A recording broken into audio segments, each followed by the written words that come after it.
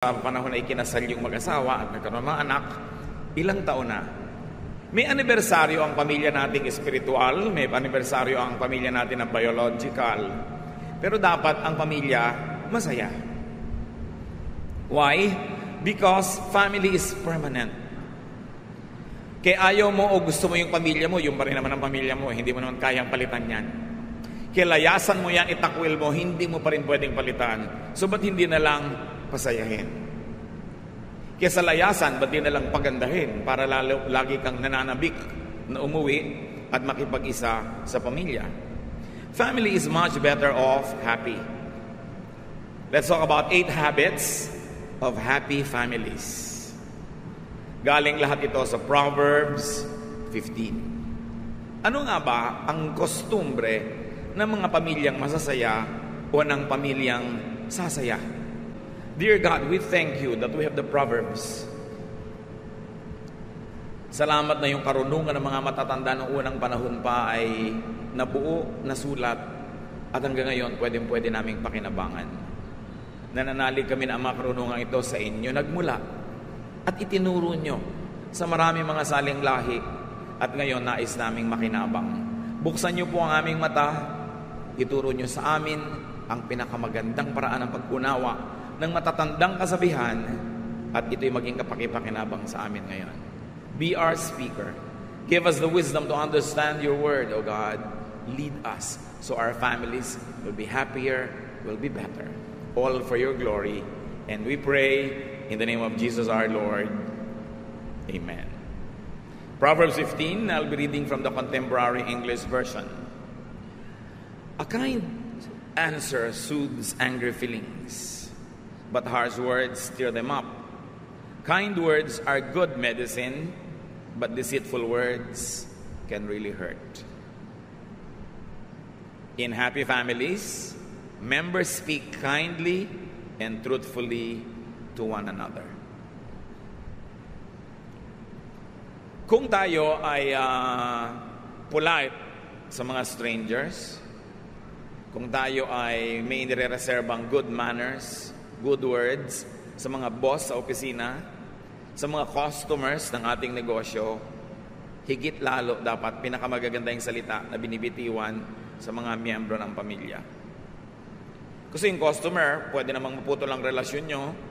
Yung mga boss mo, mag-resign ka lang, hindi mo na boss yan, pero ang pamilya mo, pamilya forever. Kaya dapat maganda ang salita. Mabait. Hindi nakakagalit. Hindi nakakapagpalabas ng kabangisa ng kapwa, kundi nakakapagpalabas ng kanyang kabaitan. We are polite. If you have to have a happy family, and if you already are happy, and you want to be happier, improve every day on this department. Politeness. Kagandahang asal. Proverbs 15:5, don't be a fool and disobey your parents.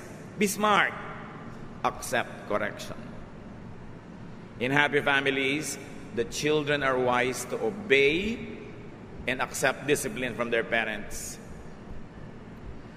Young people today might be tempted to think that they know better than their parents. At some points, they probably can be better informed. They can be more knowledgeable, but there is no way that they can be wiser. Wiser comes with age. It comes with experience. It comes with a lot of time. Kaya kung minsan, akala ng mga kabataan ngayon, kabalibahas at marami silang access to knowledge, to technology, that they no longer need their parents' advice and discipline. But no. Experience, age, and very especially love makes for excellent guides and life mentors. Dahil mahal ka ng magulang mo, dahil lang doon magtiwala ka na sa kanyang ipapayo.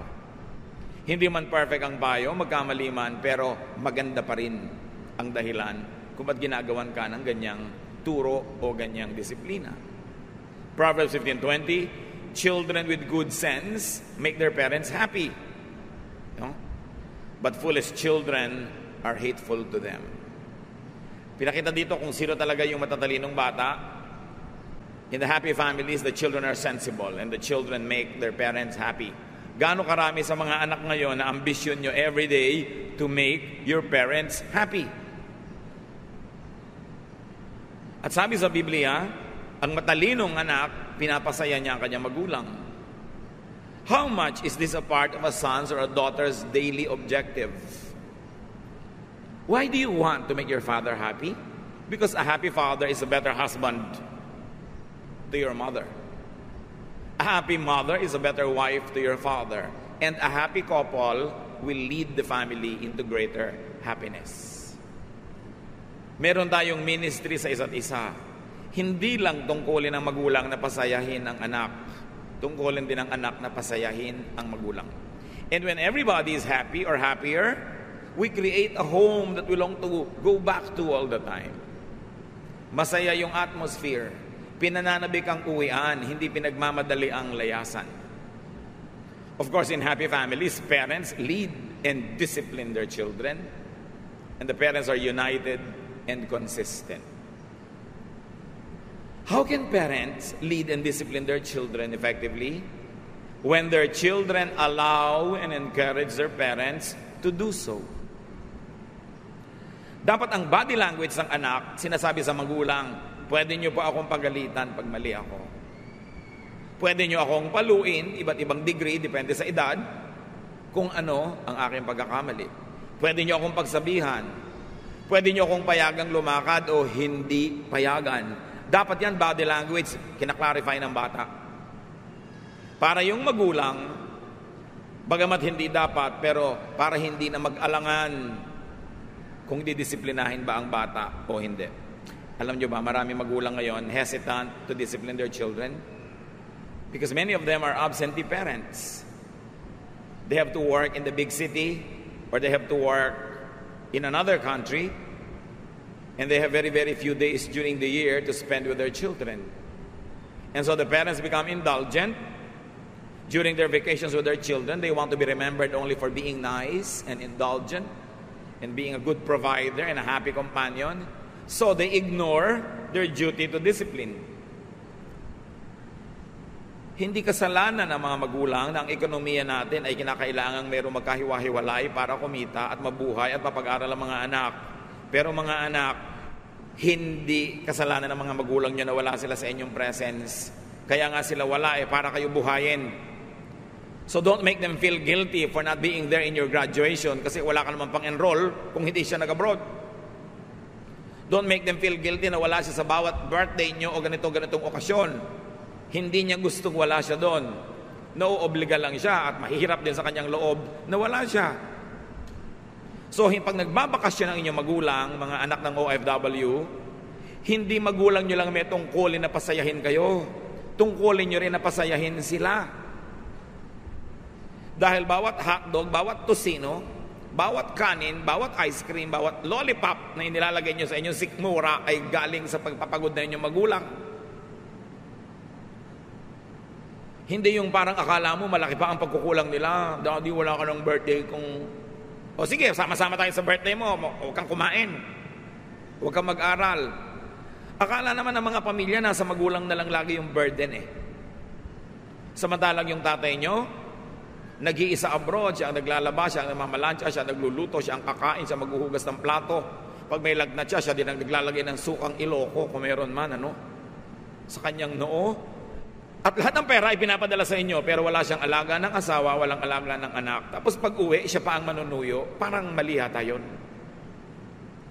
Siyempre, mga nanay naman, dapat at yung kakain kayo ng inihaw na bangus, may picture yung tatay doon sa table. O mga anak, kaya tayo may inihaw na bangus at may sausawan pa tayo dahil ang tatay nyo nasa abroad. Pasalamat kayo sa kanya. Pag uwi niya dito, kung pinapagalitan kayo dahil mali ang behavior nyo, tanggapin nyo dahil aman nyo siya. Hindi yung nanay, kamping-kampi sa anak. Pag uwi ng tatay, magkakampi yung mag-iina, parang outsider si tatay. It's unfair. Dapat may pananagutan sa bawat isa. So kahit na hindi kayo lagi nagkikita, pag may nakita ang tatay na maling behavior, dapat hindi siya mangingiming itama ka kasi duty ng tatay yun Marami pong nagpapadala sa akin ng tanong, lalo sa Facebook. Yung mga anak ko, naglalakihan na, nagrereklamo po yung wife ko, hindi na daw niya madisiplina. Uuwi na po ba ako? Sabi, alam nga naman, hindi ka pa umuwi. Pag uwi mo, may sungay na yung mga anak mo, may kaliskis, may buntot. Wala, kunwari lang, may anak ka, pero malayo na yung loob sa'yo. Parang wala ka na rin anak nun. Isang tricycle pa lang po ang aming naipupundar. Kailangan mag-decide ka. Kung kailan yung enough, kailan yung tama na. Siguro pag nag-abroad ang tao, the first 3 to 5 years, need. But if it's already overly long, greed na yun. Ayaw nang tumigil. Lalo yung asawa, di mga 10 years pa para makabili tayo ng bahay. Bahay saan? Sa Pililya. Ang layo. Di ba? So, another 10 years, Daddy, para makabili tayo ng car. Dahil ang layo, kailangan ng car. Pagbalik mo, may mga apo ka na, hindi ka kilala ng anak mo. Unfair. So, kailangan matitino yung mga naiiwan kay husband o wife. Magtipid, magnegosyo, huwag gasan ng gastang akala mo ninang sa lahat ng kasalan. No? Samantalang naghihirap yung asawa abroad, ang mga anak naman, tatlo cellphone. Yung puro gastos dito, gastos doon, hindi na nare-realize ang hirap ng magulang. Alam nga namang idain pa sa inyo yung hirap. Alam nga namang magpa-picture siya na butil-butil ang pawis dito at kumakain na sardinas. Siyempre, ang picture niya lagi, yung outing, yung bakasyon ng company nila. Napamisa-misan lang yun. Ang totoo nun 15 tao sila sa loob dahil sa kwarto. Bihira naman yung maginhawa. Idadaing pa ba? Facebook ba yun? Siyempre, hindi. So, makiramdam kayo. Proverbs 15:31-32, healthy correction is good. And if you accept it, you will be wise. You hurt only yourself by rejecting instruction, but it makes good sense to accept it. Mga anak ang kausap dito. At asawang pasaway. Kuminsan yung anak mo, asawa mo, parang panganay mong anak, siya ang pasaway, no? Lahat may pananagutan para tumino ang pamilya. Hindi lang yung isang matino ang kailangang manindigan para sa lahat ng hindi matino. Maraming hindi alam ang anak. At malalaman nyo lang yan pag magulang na rin kayo. So habang hindi pa rin kayo magulang, hindi nyo pa nalalaman na maging magulang, sumunod na lang kayo. Kasi kung hindi naman kayo mahal ng natatay nyo, dapat hinagis na kayo sa kanal nung bata pa kayo. Dapat nadagan na kayo, tinguupo siya sa silya, hanggang nagkaluray-luray na kayo, hindi na kayo lumaki pa. Kaya kayo nakaabot sa edad nyo na yan kasi mahal kayo. Therefore, magtiwala na lang kayo. Though imperfect, your parents will always want the best for you. Trust your parents. Of course, unless they are mentally insane, which is another case. Kaunti lang yun. Proverbs 15:15-17, the poor have a hard life, but being content is as good as an endless feast. It is better to obey the Lord and have only a little than to be very rich and terribly confused. A simple meal with love is better than a feast where there is hatred. Talino talaga ng mga nagsulat nito. Inspired talaga ng Diyos. Sabi, kung magkakandara pa kayo sa pagpapayaman, pero ang magiging bunga nito ay nagkakagulo ang pamilya nyo. Maghahanda kayo na ang laki-laking handa, ang ganda-gandang handaan, pero nag-aaway-away na kayo. Magpapadebo kayo ng anak, ang liit-liit ng bahay nyo, gusto na anak nyo, bumababa sa laki-laking hagdan. So magpapagawa pa kayo ng malaking-malaking hagdan na wala naman pinupuntahan. Para lang siya manaog doon sa tugtog ng musiko niya. Tigilan yung kabaliwan na yan. Magpakasimple kayo para di magulo. Lalo't hindi nyo naman afford. Ngayon, kung afford nyo, gagastos kayo ng 300,000, 400,000 sa party na hindi maaapektuhan ang inyong budget, hindi maaapektuhan ang inyong pagpapaaral sa mga anak, mga babayarin, hindi kayo mangungutang, di umarya kayo. Pero kung uutangin nyo lang, magkakadabuhol-buhol ang mga budget nyo para lang kayo magpasikat, so a simple meal is better than a feast where there is hatred. Go for the simple when the complicated will hurt family life. Pagka sobra na yung matataas ang mga pangarap na hindi mo na maabot kahit anong tiyad ang gawin mo, babababaan ang pangarap. Dapat realistic. Huwag makikipag-compare sa pinsan, sa kapatid, sa kamag-anak, sa kapitbahay. Magtataka ka naman talaga, merong nyugan, ang kapal-kapal ng mga nyug at mga puno, biglang may bahay doon na mukhang sa Mediterranean talaga. Siguro, marino ang anak niyang magulang na yan. At bakit siya nagpagawa na laki-laking bahay? Kasi yung kumari niya sa kabila nagpapagawa, marino yung anak. So unahan sila sa pag-text sa anak, anak, kulang pa tayo ng bubong. Anak, kulang pa tayo ng haligi. Paano naman yung ipinagawa nyo kasi laki na simbahan? Hindi naman talaga naging Mediterranean, kundi Medyo-Terranean lang ang itsura. Simpleng-simpleng bubong, 5 layer.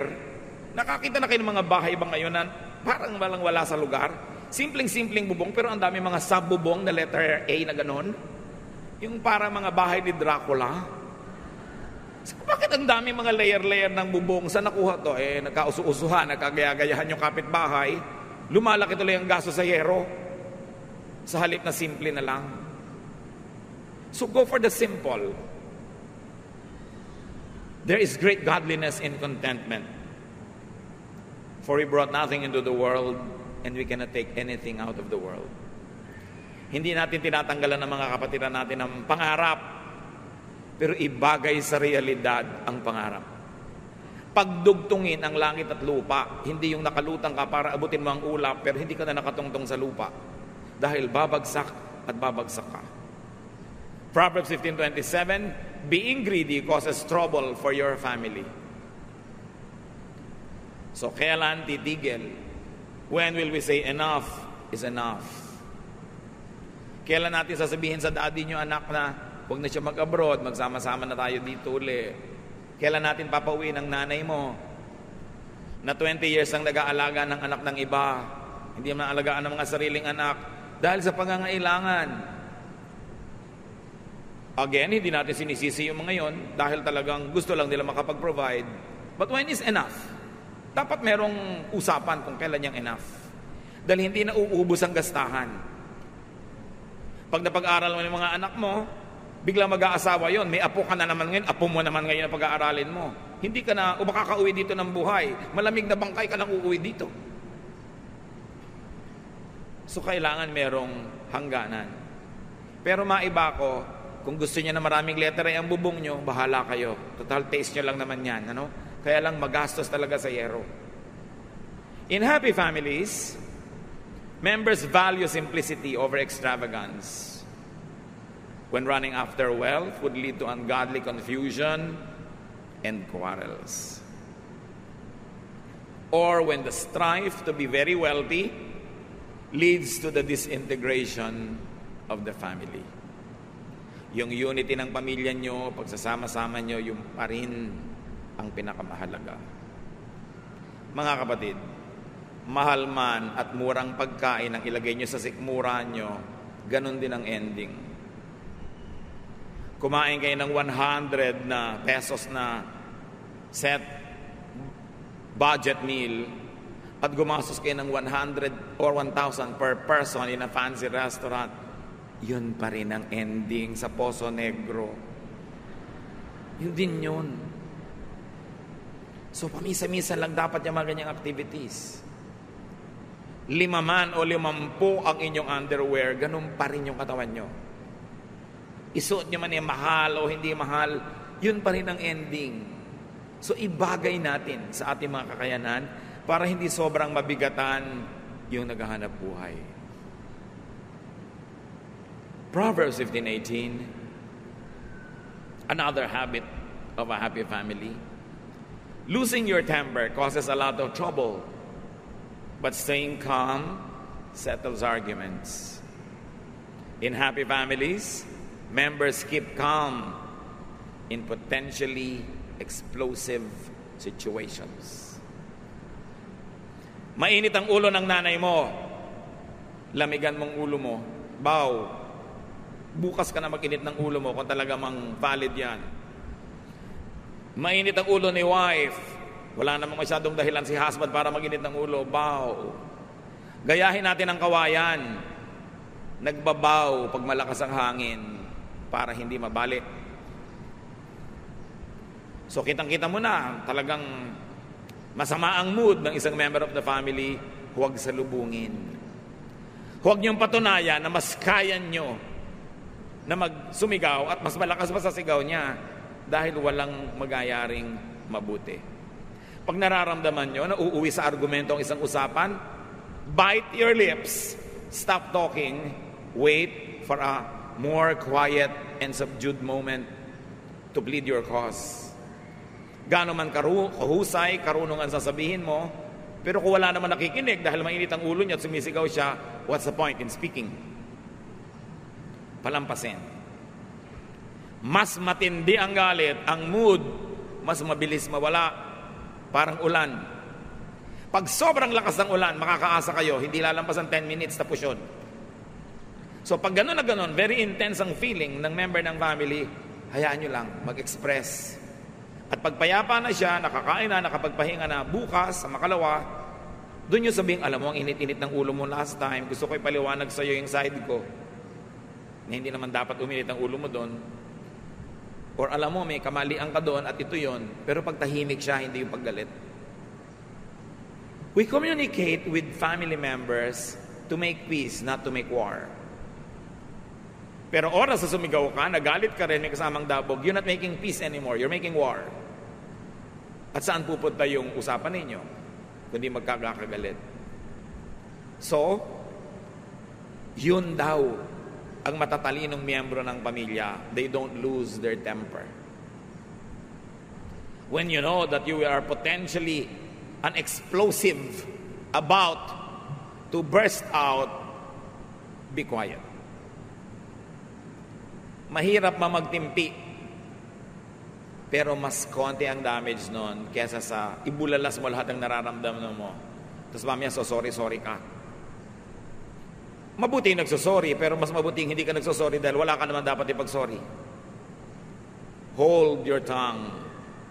Those who have a loose tongue usually get into a very tight place. Another quality of a happy family, Proverbs 15:19. Being lazy is like walking in a thorn patch. But everyone who does right walks on the smooth road. So here, doing right means working hard. Doing wrong means being lazy. In happy families, no one is lazy. Everyone works. Ang lakas magpalungkot ng mga kasama sa pamilya ang katamaran ng isang miyembro. Lazy members burden the family. Kasi yung dapat buhat nila, pinapabuhat nila sa iba. Yung dapat bayaran nila, pinapabayaran sa iba. Yung dapat gagawin nila, pinapagawa sa iba. You will cause unhappiness. Lazy members cause stress and resentment. Lazy members also destroy harmony and happiness. And very often, lazy members of the family self-destruct. Kalbaryo ang may anak na batugan, mas kalbaryo ang magkapag-asawa ng batugan. Mga babae, kahit ang ganda-ganda ng dibdib niya na may bicep, pag tamad, burahin niyo sa listahan niyo. Ilang araw lang kayo magagandahan sa korte niya, mamaya inis na ang mararamdaman niyo buong buhay, pagbatugan, pagtamad. Kaya mga nanay, huwag niyong konsentihin ang mga tamad niyong anak. Kasi ite-turn over niyo sila sa mga papangasawa, walang kakwenta-kwentang tao, kawawa yung mga papangasawa. Yung mga tamad na ayaw magtrabaho pero gusto maganda yung cellphone. Mga walang ginagawa kundi magparumi ng damit, hindi naman marunong maglaba. Kain ng kain, hindi naman marunong magligpit ng plato o magluto. Sa family lahat natitrain yan. At madalas, hindi lagi pero madalas, behind a very tamad na anak ay isang konsentidorang nanay. Yung tamad na lalaking ganon, napangasawa mo ang tamad pala, kadalasan yung biyenan mo ang may kagagawan niyan kasi binaybi si tamad. Alam niyo bang magulang lang nakakapagtiyaga sa tamad, pero ang asawa hindi? Kung akala niyo na pagtsatsagaan kayo ng asawa niyo dahil ang tamad niyo, Nagpa-private message na sa akin, tinatanong kung lalayasan na kayo. Pinipigil-pigil ko pa lang, ano? Baka akala nyo magtitiis yung mga babaeng yan forever, ha? Hindi kayo nakakaramdam. May himagsik ang bigla na lang sisiklab. Don't be too sure. Pagka wala kang ikino-contribute sa inyong family income, ikaw pa yung gastos at nambababae ka pa. Kadalasan, magkakasama sa isang tao yun. Huwag kang pa kasi sigurong pagtsatsagaan ka ng asawa mo forever. Proverbs 15:22-23. Without good advice, everything goes wrong. It takes careful planning for things to go right. Giving the right answer at the right time makes everyone happy. So another habit of a good family, good advice is given and taken.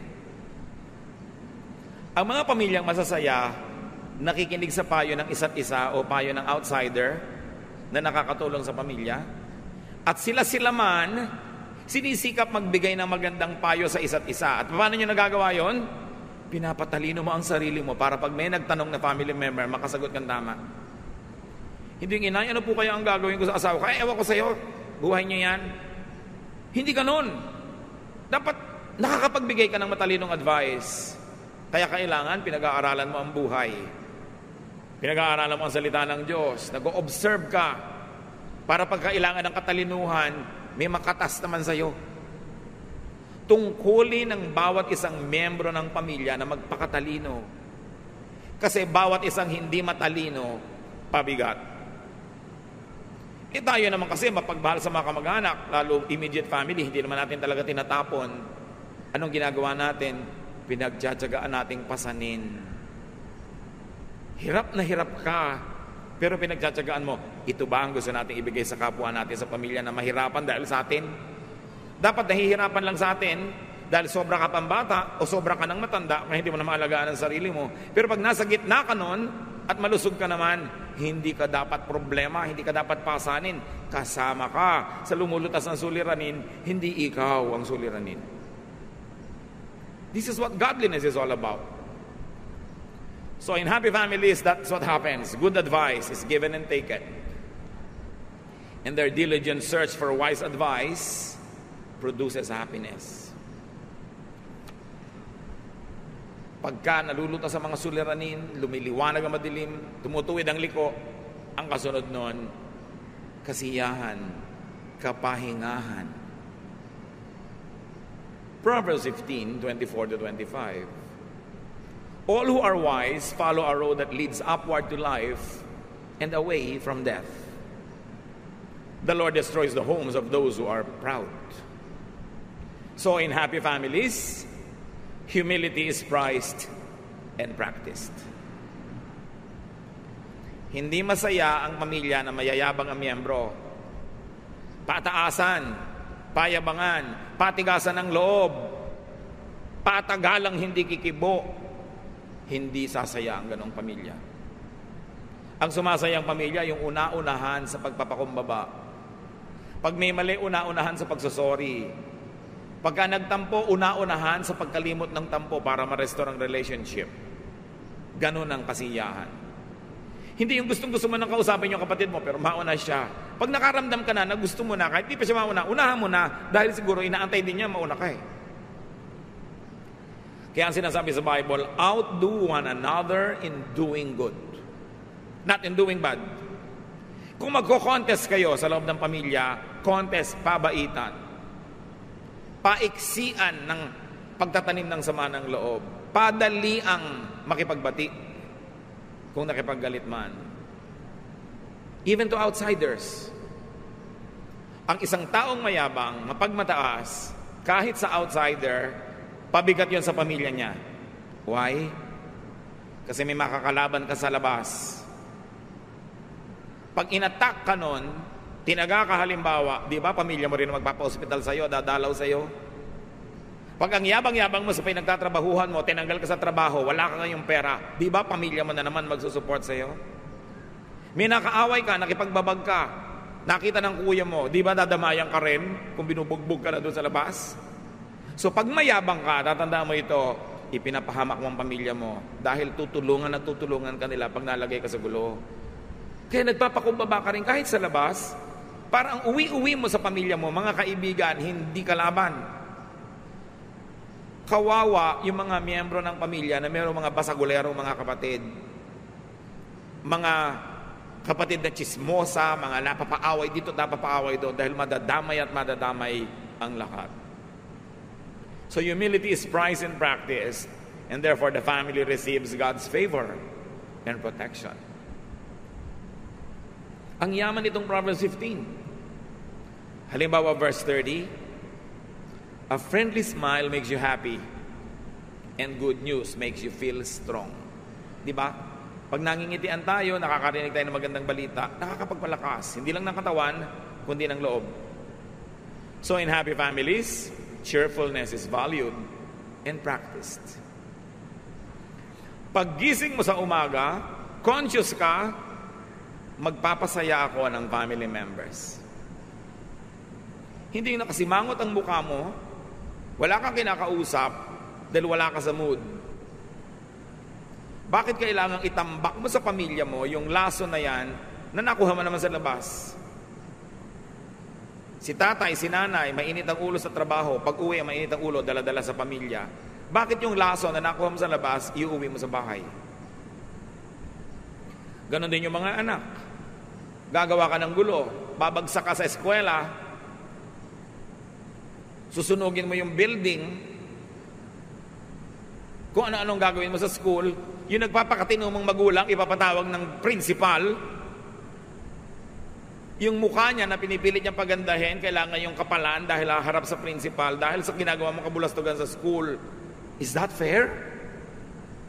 Tama ba na ipahiya mo yung mga magulang mo, mga pamilya mo, dahil kung ano-anong pinagdagagawa mo hindi tama? Tuloy lumulungkot sila, you don't bring them cheer?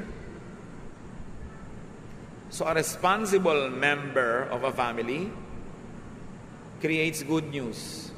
Good news is produced to cheer everyone.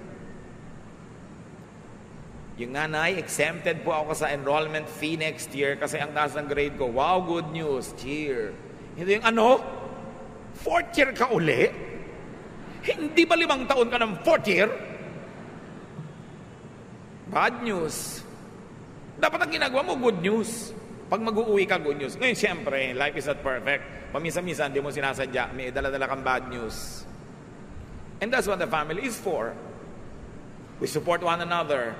Pero iba naman yung self-made bad news. Iba yung self-manufactured and avoidable bad news na patuloy pa ulit-ulit. Meron tayong pananagutan na magpasaya ng member ng family. Bawat isa may ganong tungkulin.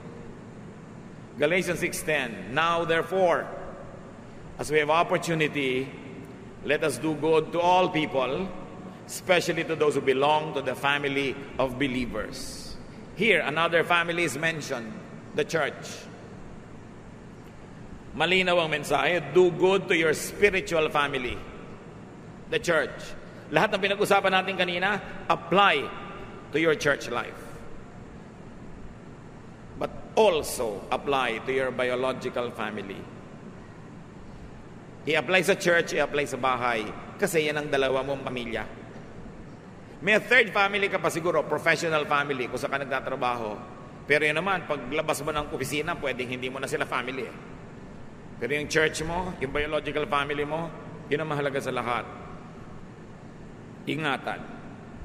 Build your family up. Don't bring it down. 2 Kings 20:10, put your house in order. Of course, the context is another issue, but the general idea is the same. Put your house in order. Kung magulo ang pamilya nyo ngayon, magsimula ka mag-ayos noon, mai-inspire yung iba, mag-aayos din sila. Pero pag nagdagdag ka sa gulo, mawala ng gana yung iba, magdadagdag din sila. Pag lumayas ka, lalayas din sila. So you do what is good. Ang paggawa ng mabuti, nakakahawa din. Ang paggawa ng mali, lalong nakakahawa. So maghawa na lang tayo sa paggawa ng mabuti. Nung hinahanap ng Diyos ang kapatid ni Cain sa Genesis 4:9, Cain answered, am I supposed to look after my brother? Of course, yes. Yun ang expected answer. So you want a happy family? Do your part. Do your part. Hindi ka lang pwedeng recipient. Dapat giver ka rin. And then get your share. That's your reward for doing your part. So examine your contribution to your family. Kung may mga family members na kailangan na natin patawarin dahil sa marami na nilang mga error, patawarin na natin para magsimula uli. Reset the readings to 0. Huwag sa negative. Kung may na-realize tayong dapat natin gawin, gawin. Na-realize na dapat tigilan gawin, tigilan. Because we all want a happy family. Kahit yung family mo, yung binuo mo lang na pamilya dahil wala ka ng biological family inabutan, ulila ka o kung ano man yun, kung ano yung pamilya mo ngayon, di yun ang pamilya mo, the same things apply. Do your part. Obey God. Lumagay sa lugar at magkakaroon tayo ng mas masayang buhay. Panginoon naming Diyos, gustong-gusto ng bawat isa na magkaroon ng masayang pamilya. So turuan mo kami kung paano kami kikilos para maging positive influence kami sa buong family. Kung kami may mga kapintasan na ngayon ay natamaan ng liwanag, salamat at napansin namin para ituwid. At kung may nakita kami, pwede pa namin idagdag, Lord, na contribution. Empower us so we can be agents of peace, agents of goodness and godliness, agents of your Son, Jesus. Pagbulay-bulayan natin ng mga kapatid dito, pag-isipan, at nawa lahat tayo magkaroon pa ng higit lalong masayang pamilya. Mas buo, mas makabuluhan, at mas nasasandalan ng isa't isa. Dear Lord, as we ponder Proverbs, teach us to do our part.